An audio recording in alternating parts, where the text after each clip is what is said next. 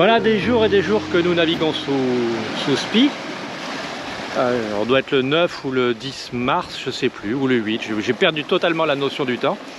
On a peu de vent depuis plusieurs jours. Là, cette nuit, on avait 9-10 nœuds. En ce moment, on a 11-12, à peine 13 parfois. Donc, on se traîne un peu entre 5 et 6 nœuds et demi depuis quelques jours. C'est pas beaucoup. On peut pas faire beaucoup mieux de toute façon. Il n'y a vraiment pas beaucoup de vent. Et d'ici quelques heures, on va orienter notre route un petit peu plus nord-ouest. Et il pourrait arriver que demain ou après-demain, on vire le SPI et on passe sous Genneker. Donc pour faire ça, on va là ce matin, comme la mer est tranquille, hein, ça se voit, c'est vraiment peinard. On n'a pas beaucoup de vent, on n'avance pas vite, il n'y a pas de houle et pas de vagues ou quasiment pas. On va sortir le code 0 et le Genneker de la soute à voile. On va les attacher sur le trampoline. Comme ça, quand on aura besoin de rentrer le SPI, on pourra le ranger directement en soute et on aura le Genneker à portée de main pour pouvoir l'envoyer, même si la mer est un peu plus soutenue. Voilà, c'est la tâche de la matinée. Alors pourquoi est-ce qu'on a sorti le Genneker? Ça sera probablement le Genneker et probablement le code 0 qu'on utilisera. Je vous montre ça sur l'écran de l'iPad. Voilà, Béatrice va ouvrir la fenêtre parce qu'on manque un peu d'air. Il commence à faire très très chaud ici. Alors l'écran de l'iPad, ça c'est une application de cartographie que j'utilise depuis toujours en fait, depuis toujours, depuis qu'on a acheté Jasmin et a fortiori Tiama. Ici, hein, Amérique du Sud, vous reconnaissez. Notre destination, Grenade. Notre position ici. Les petits points sont le dernier routage météo qui m'a été proposé ce matin en fonction du vent qu'il y a en ce moment et qui est prévu pour les jours qui viennent. Donc nous sommes ici, en principe on est censé descendre un petit peu puis prendre pleine ouest. Nous actuellement on coupe un petit peu parce que comme il y a peu de vent, ça sert à rien de descendre. Ça c'est une trajectoire qui est faite pour les gens qui naviguent sous SPI asymétrique, ce qui n'est pas notre cas. Pleine ouest, on va pouvoir, puisqu'on a le vent qui sera encore favorable, mais quand on arrivera ici, si on continue à garder le SPI, en fait on ne pourra pas remonter ici, l'angle qu'on aura par rapport au vent sera trop petit. Donc arriver ici, et ici, point numéro 10, on y arrivera hop là, dans 24 heures, donc demain après-midi. Ici, on rangera le SPI, on le mettra dans sa chaussette, donc on allumera les moteurs, on le mettra sur sa chaussette, on regardera un peu de propulsion, on le rangera dans la soute, comme ça il ne nous gênera plus. On passera le gréement. Oui, donc je change la caméra, ça sera mieux. On le rangera dans sa chaussette, on le rangera en soute pour qu'il ne nous encombre pas, parce que ça prend une place folle, ces grands voiles. On installera le gréement, les cordages pour le Genneker, c'est pas tout à fait la même chose que ce qu'il y a sur le SPI. On installera le Genneker sur sa drisse et on le hissera en tête de mât. Une fois que ça sera fait, on sera toujours sous moteur, on se remettra face au vent, il ne devrait pas y avoir beaucoup de vent. Là, on enverra la grand voile. On saura à ce moment-là si on l'envoie en entier, voile haute ou sur un riz. Comme on fera des navigations de nuit et qu'on ne sait pas encore si on aura des rafales sur le trajet, avec un riz, on sera un peu plus en sécurité pour nous. On avancera moins vite, mais c'est notre façon de faire. Ensuite, on se remettra dans le bon angle au vent, on enverra le Genneker, on réglera tout ça et on constatera qu'on avance plus vite que maintenant. Mais avec un vent qui devrait être un peu plus soutenu et on sera sur notre route et en principe on devrait garder ça pendant jusqu'à l'arrivée, jusqu'au 12, jusqu'au 13, on ne sait pas encore. Voilà, c'est ça les perspectives de la navigation sous voile quand on doit changer de voile. Bon, je viens de vérifier, le dernier routage météo pris ce matin en fonction du vent prévu pour les jours qui viennent nous fait toujours arriver le dimanche 12 en début de nuit. ce qui ne nous arrange pas des masses, puisque je ne connais pas le lieu. S'installer dans une marina ou au mouillage, ce qui est plus probable, de nuit, ça me branche pas. Il y a des récifs de corail un peu partout, c'est très balisé, mais donc on a deux possibilités. Soit accélérer nettement pour arriver dimanche dans la journée, c'est peu probable, c'est peu vraisemblable en fait. Soit ralentir, profiter du temps pendant qu'on remonte et arriver lundi tôt le matin. Comme ça on s'installe lundi tôt le matin, les douanes et l'immigration ouvrent à 8 h et on se met en règle dès lundi matin. On verra. Donc la vie à bord en navigation, voilà, ça fait des jours maintenant, on a perdu toute notion du temps. Voilà comment on est installé. La journée, on passe une partie de notre temps ici, on a ouvert les plexis derrière, on a le vent qui vient de derrière, qui rentre un petit peu, qui rafraîchit un peu, enfin c'est façon de parler, hein. Et on lit, voilà, on boit du thé.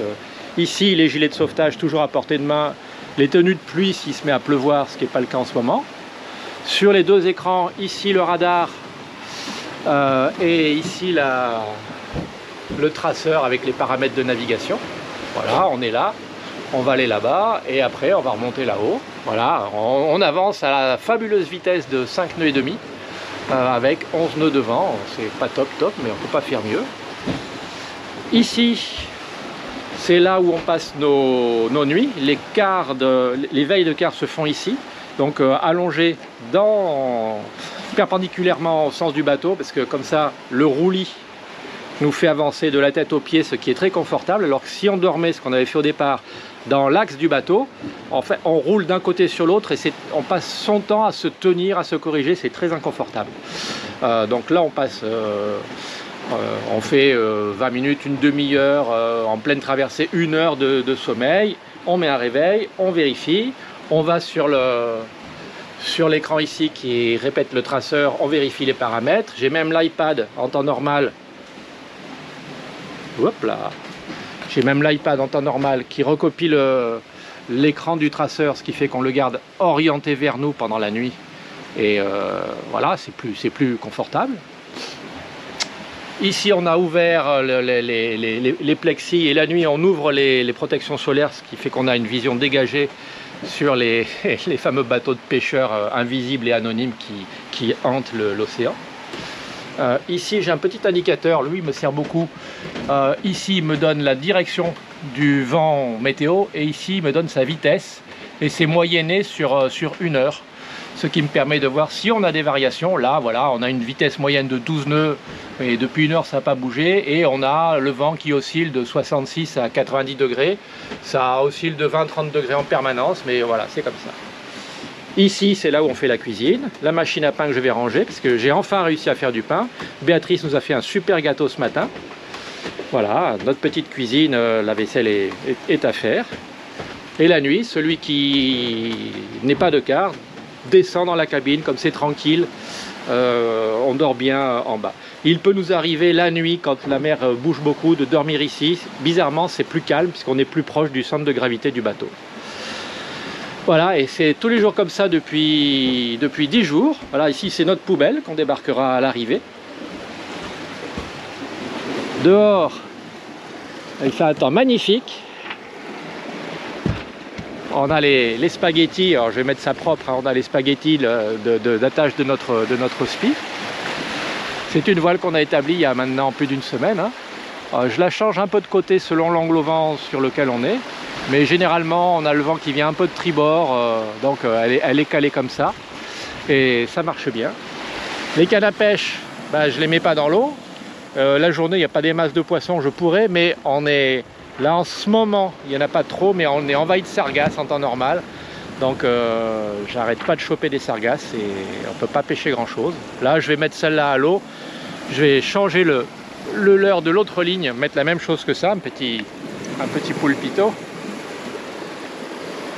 Et puis on verra, hein, sur un malentendu, allez savoir, peut-être qu'on peut pêcher quelque chose. Et rien dans l'horizon, pas un bateau, pas un voilier. Alors ceux qui font la transat à partir du Cap-Vert en novembre-décembre pour les premiers, certains partent en octobre, mais c'est assez rare.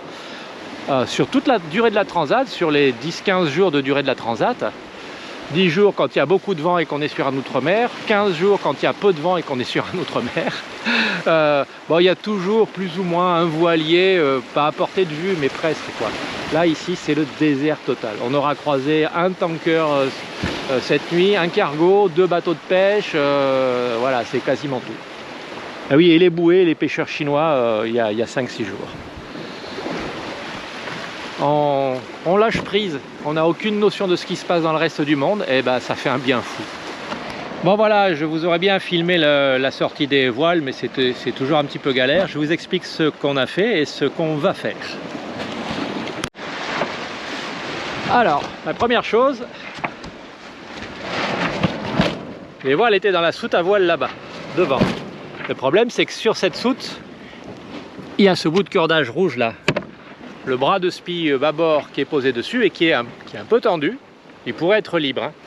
Donc la première chose qu'il a fallu faire, c'est revenir ici, au winch, relâcher le bras de spi, ce qui laisse le point d'amure de la voile remonter, mais c'est pas grave, elle est toujours tenue sur son écoute.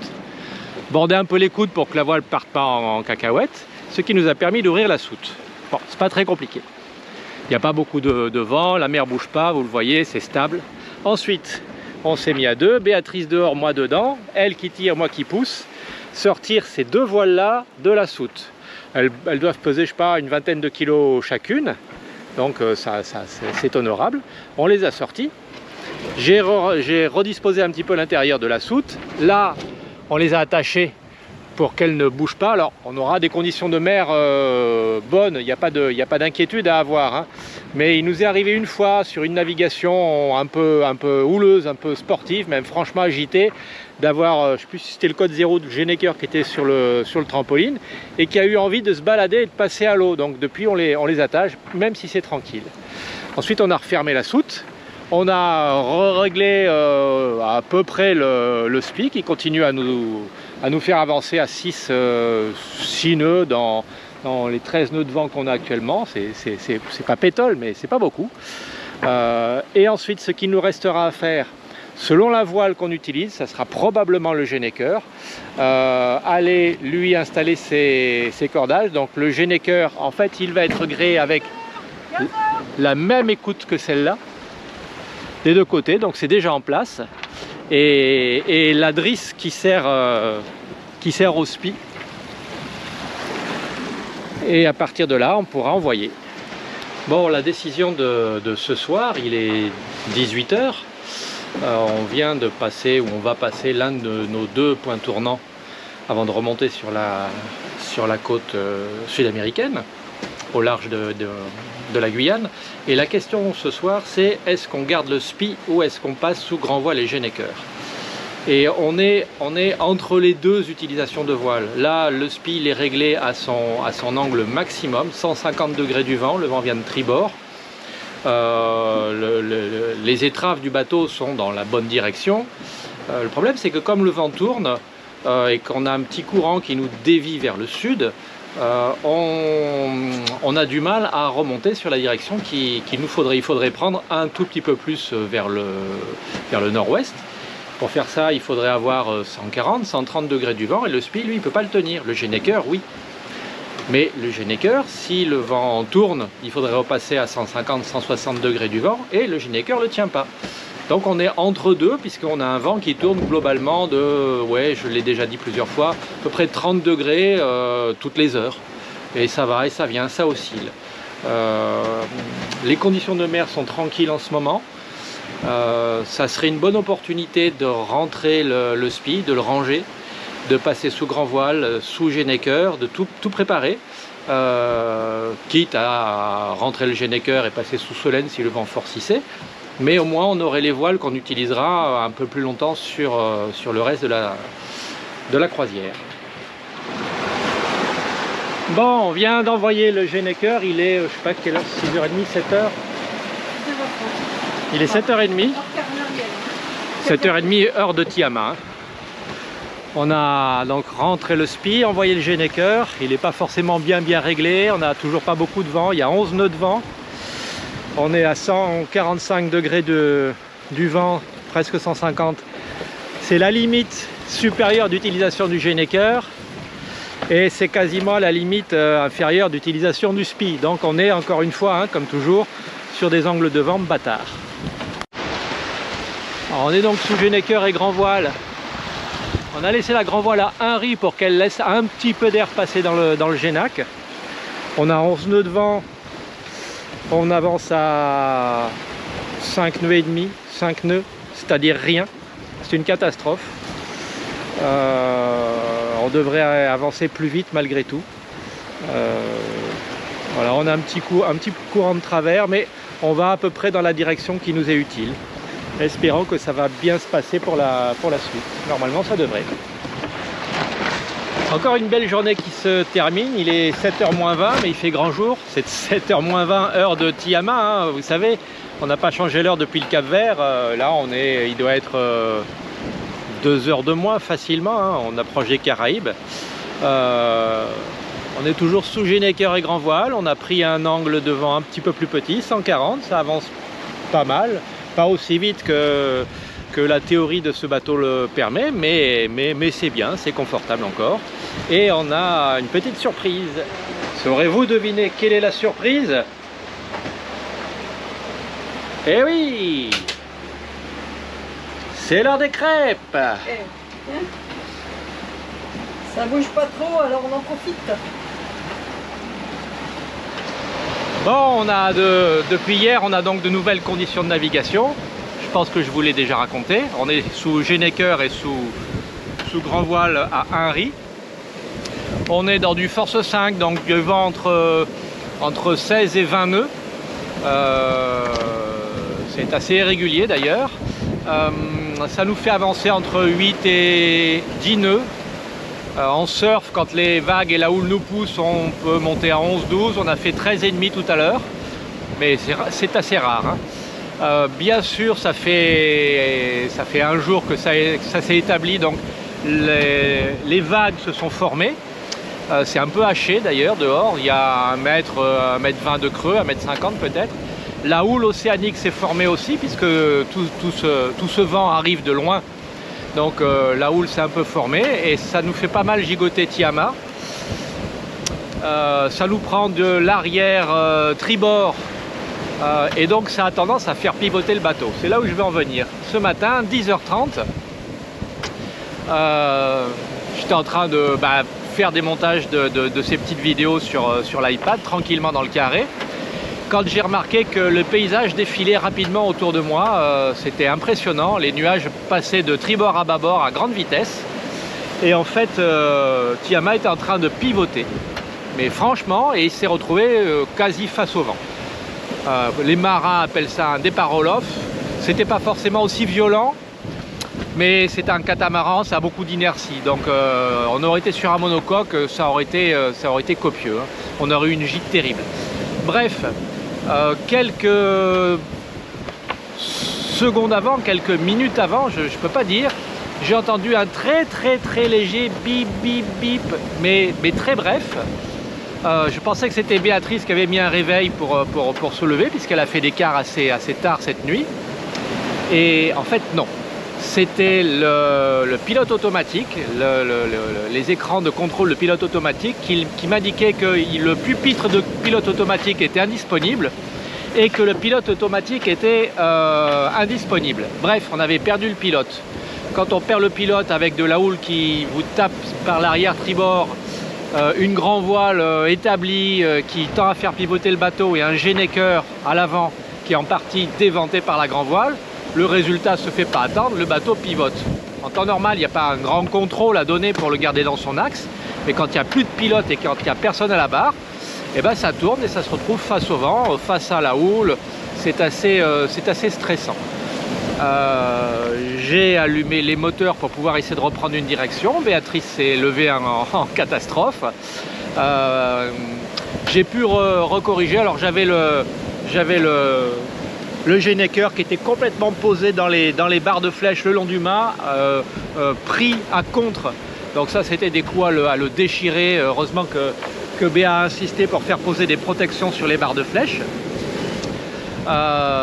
Donc avec les moteurs, j'ai réussi à nous dégager et à nous remettre un petit peu plus face au vent. Une fois que ça a été fait, j'ai pu reprendre un angle un tout petit peu portant, pardon, avec l'angle, avec une petite incidence qui fait que le Gennaker s'est un peu regonflé à bâbord, moins que là. Il s'est retrouvé un peu faceillant à un moment donné.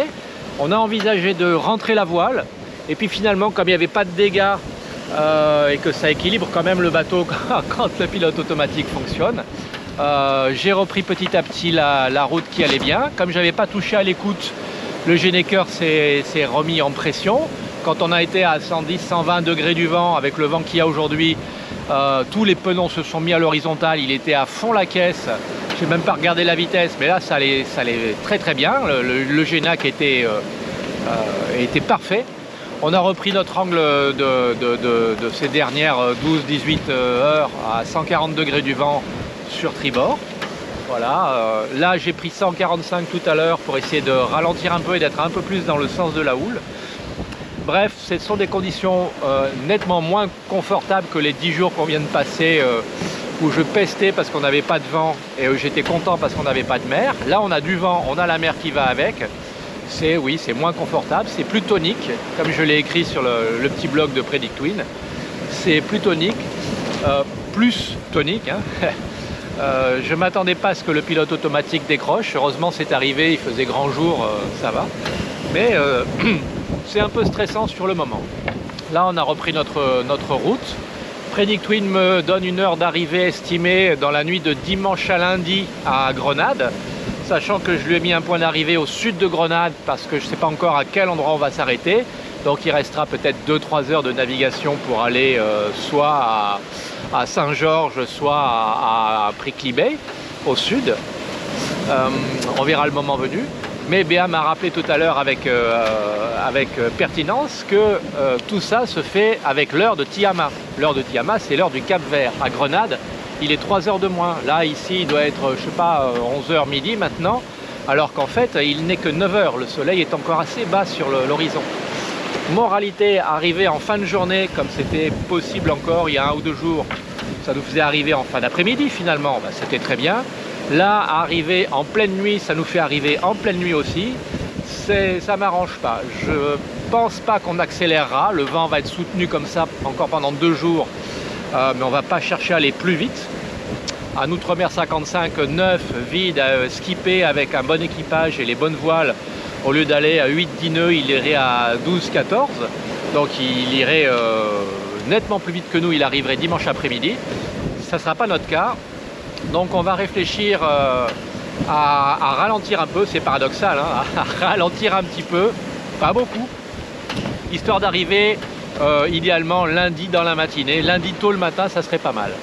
On va passer entre Trinidad et Tobago. J'espère qu'on n'aura pas trop d'accélération de vent. Selon le temps qu'il fait à ce moment-là, ça sera demain. Demain matin, je pense, ou demain, oui, dans la matinée. On rentrera le Gennaker. Peut-être qu'on repassera sous Solent et on naviguera plus prudent et donc plus lent, histoire de passer entre les îles et d'arriver à destination. Voilà, à part ça, tout va bien. Je vais vous montrer un petit peu le paysage, mais encore une fois, la caméra écrase pas mal. Bon voilà, là c'est l'arrière du bateau. J'ai rétréci le champ de vision pour amplifier un petit peu les mouvements de l'eau. Alors c'est assez tranquille là depuis quelques minutes, hein. Là c'est ma retenue de baume. Alors moi je l'ai frappé à l'arrière sur la baume directe avec un amortisseur. Ça fait bien son office, ça marche bien. Et on a la houle qui vient de par là, donc elle nous prend sur le travers, le vent aussi, hein. Mais le vent c'est pas gênant, c'est là pour ça. La houle, c'est elle qui nous secoue pas mal. Je vais vous faire voir de l'autre côté. Bon, l'autre côté, ça bouge un petit peu plus, hein, puisque la houle vient de là. C'est toujours sympa de voir ces vagues que soulève le bateau quand il navigue. Alors vous le voyez, on fait des S, puisque la houle nous fait pivoter, le pilote corrige, la houle nous fait pivoter, le pilote corrige. C'est assez doux comme mouvement, hein, finalement, mais les mouvements dans ce sens-là du bateau, eux, sont un peu pénibles. Il faut se tenir quand on marche. C'est plus stable qu'un monocoque, évidemment, Mais depuis 10 jours, on était habitué à avoir quelque chose qui tenait plus de l'appartement que du catamaran sur une transat. L'autre côté, bah, les voiles sont les voiles, hein, on les voit moins qu'à bâbord, mais elles sont bien établies. Le Genneker, il n'est pas au mieux de sa forme, puisqu'il est comme le vent vient de là où je suis, en gros. Hein, il est en partie déventé par la grand voile. Mais bon, ça nous fait quand même bien avancer. On a 2 poissons volants là-bas, mais on ne les voit pas. Et cette nuit, là où je suis assis, on avait un petit oiseau marin qui est venu dormir sur Tiama. On l'avait vu l'après-midi. On ne sait pas encore ce que c'est. J'essaierai de trouver, de le mettre en commentaire dans la vidéo.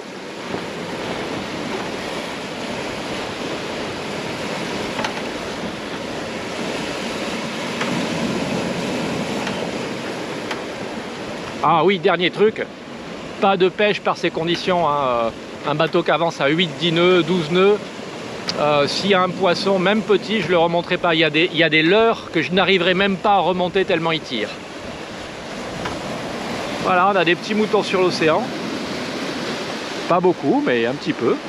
Force 5, c'est pas terrible. Hop, une nuée de poissons volants. Je ne sais pas si ça s'est vu sur la caméra. Ah, ça reste sympa quand même, ça reste sympa.